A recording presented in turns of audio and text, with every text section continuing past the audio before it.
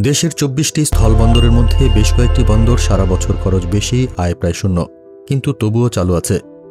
নৌপরিবহন উপদেষ্টা brigadier general অবসরপ্রাপ্ত M Sakhawat Hossain এবার জানিয়ে দিলেন, এমন লোকসানি বন্দরগুলো বন্ধ করে দেওয়া হবে।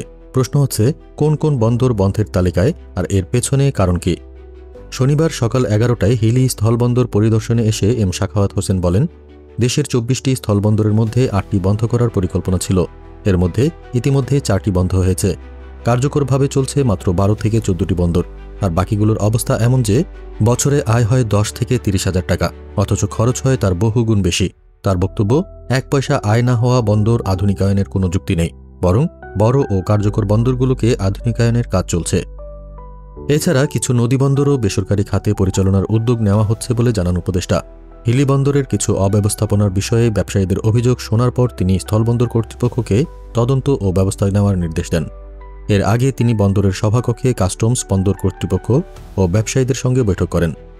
সেখানে রাস্তা সংস্কার, ওয়্যারহাউস, অবকাঠামো উন্নয়ন, অনিয়ম এবং পণ্য আমদানির জটিলতা নিয়ে আলোচনা হয়। পরে তিনি বন্দর ও কাস্টমসের অবকাঠামো ঘুরে দেখেন এবং হিলি সীমান্তের চেকপোস্ট গেট এলাকা পরিদর্শন করেন। এ সময় স্থলবন্দর কর্তৃপক্ষের চেয়ারম্যান মানজারুল মান্নান, কাস্টমসের রংপুর বিভাগীয় কমিশনার অরুণ কুমার সহ স্থানীয় ব্যবসায়ী সংগঠনের নেতারা উপস্থিত ছিলেন। সব মিলিয়ে সরকারের বার্তা পরিষ্কার, যেখানে আয় নেই সেখানে লোকসান দিয়ে বন্দর চালু রাখার দিন শেষ।